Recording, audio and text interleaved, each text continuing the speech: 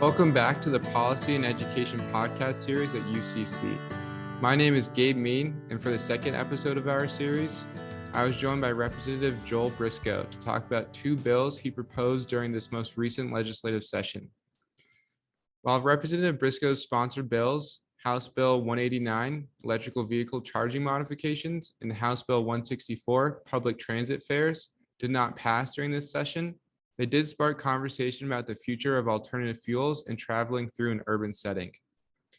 Before getting into his sponsored bills, I asked Representative Briscoe about how he became a state legislator.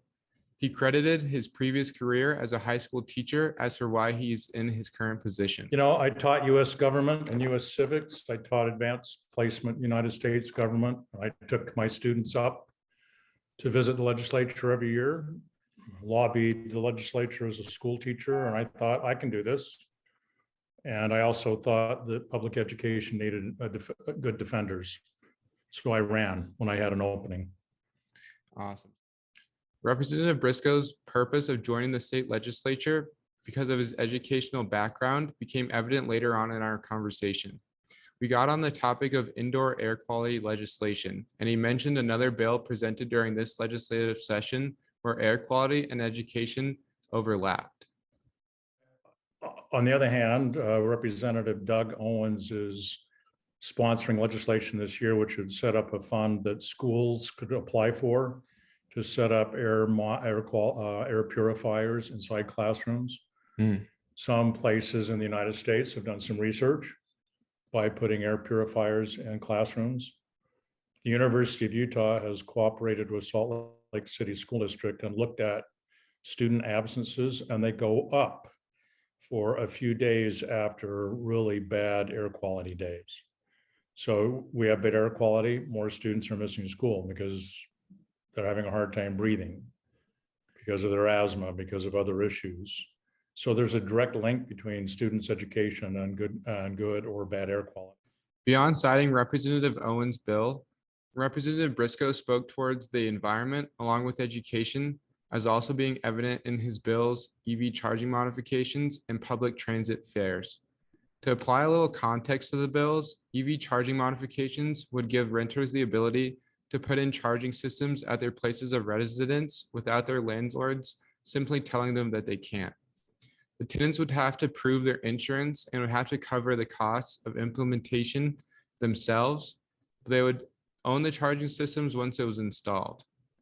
As for public transit fares, this bill would make public transportation in large public transit districts free. To clarify what a large public transit district is or what it looks like in Utah, Representative Briscoe said this.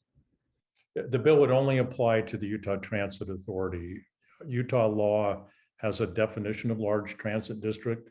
I remember it saying something like that serves 65%, at least 65% of Utah's population. So the bill does not cover Washington County, Summit County, Park City, Logan, and Cache County. It just covers UTA. Both of these bills have an element of increasing access to cleaner transportation practices.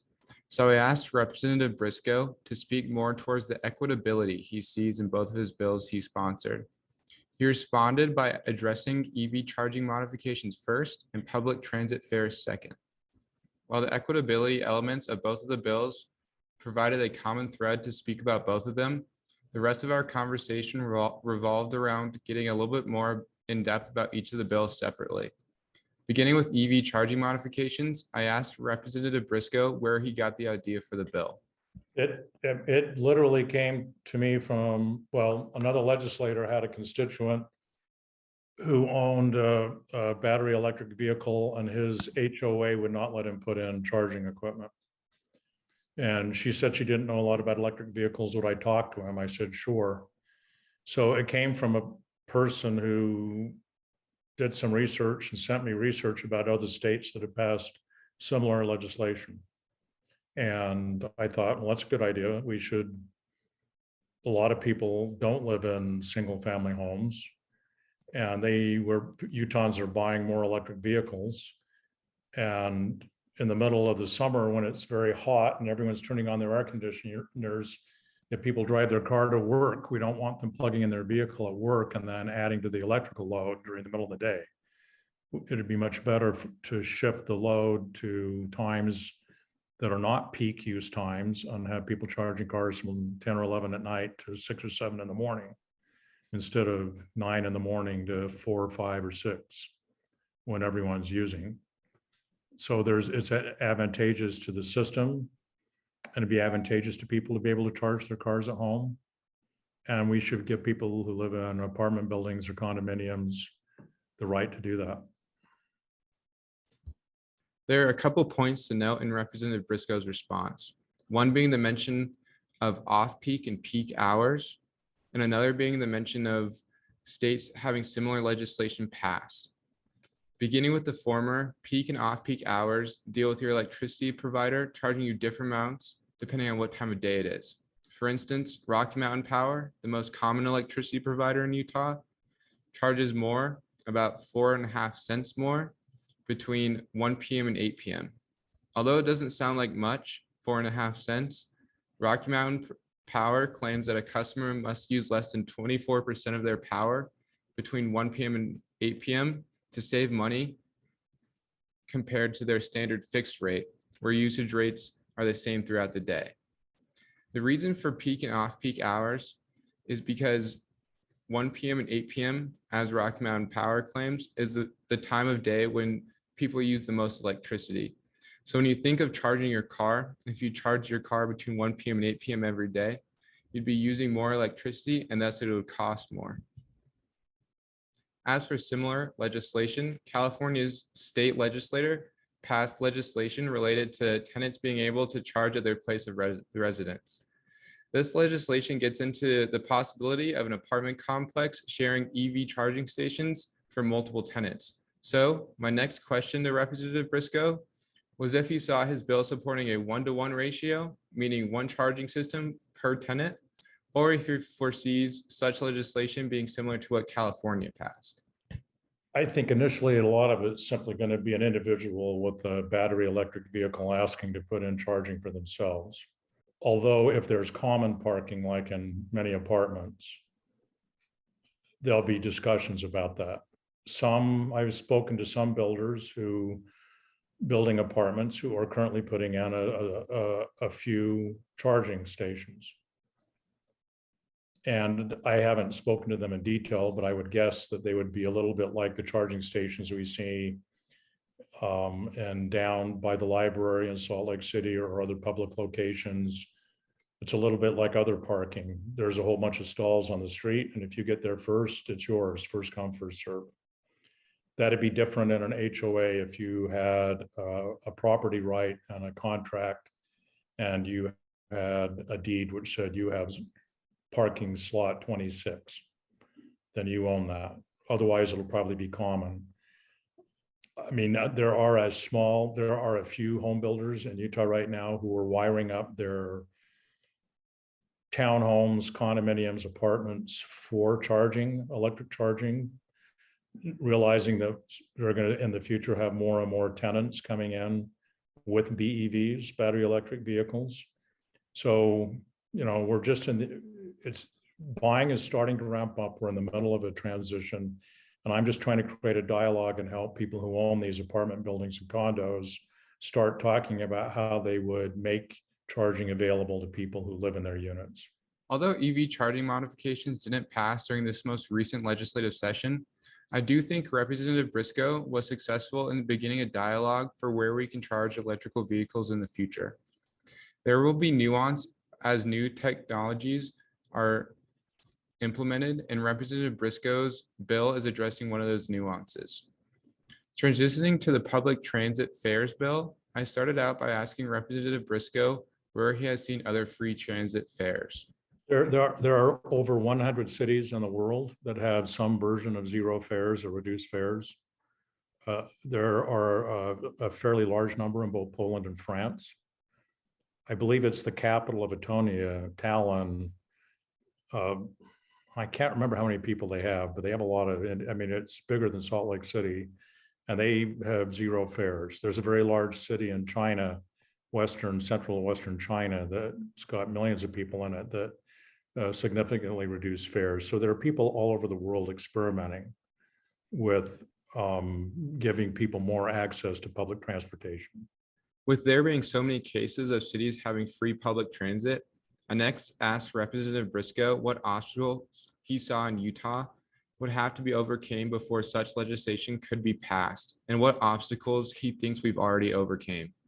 He started by answering the second half of my question, what obstacles we've already overcame. Well, the good news is that we're in the middle of Free February. The initial discussions came from Mayor Mendenhall in Salt Lake City, but she had significant support from various business entities, nonprofits who said, let's do it. And let's not do Salt Lake City, let's do all of UTA. So we're having a trial run right now. The price tag will be an obstacle for many who think that everyone should help pay and the people who write on it should help pay. And we provide a lot of things gratis or that people don't see the cost of. We don't charge people to go to the top store of a building on an escalator. We just think they should be able to get to the places they need to go. But we do, if you're horizontal and going across the city, we think you should pay to get to the other side of the city. We just have to be persuasive. I've heard from people who, women who are in domestic violence relationships. I've heard from people who are advocating for cancer victims or people undergoing cancer treatment who say this is going to help people get access to treatment and doctors. I heard from a friend about someone in Salt Lake County a teacher who moved all his field trips up to February so he could load all the kids on public transportation and not have to pay for the transportation costs. So I think we just tell stories about who it benefits and why it benefits people to do this. And we talk about clean air. Representative Briscoe is correct that Free February was a great step forward for legislation like this passing in the future. UTA's ridership statistics show February had a 17% increase in weekday passengers as compared to January 2022. For the weekends, ridership increased 58% on Saturdays and 33% on Sundays during Free February. In comparison to February 2021, ridership increased 59% during Free February in 2022. Ridership is still down from its original pre-pandemic numbers for UTA, and Free February is no exception. However, UTA carried more passengers during Free February than during any other month since the beginning of the pandemic in March 2020. Simply put, Representative Briscoe's bill for free public transit may seem far out at first, but the data returning from Free February, the best example we have for free public transit fares in action, points towards a success.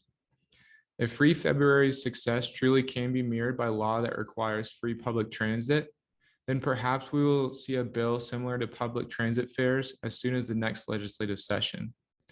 But regardless of when we see free transit again in Utah State Legislature, there is no disputing that the free public transit leads to better air quality since less cars will be on the road and there will be more transit users. For this reason, HB 164, along with HB 189, are worth thinking about while envisioning a cleaner city and what that might look like. Thanks for listening to the Policy and Education podcast series. I hope you'll be back for episode 3, where I review UCC's Energy Independence Summit in Washington, D.C. Thanks. Have a good one.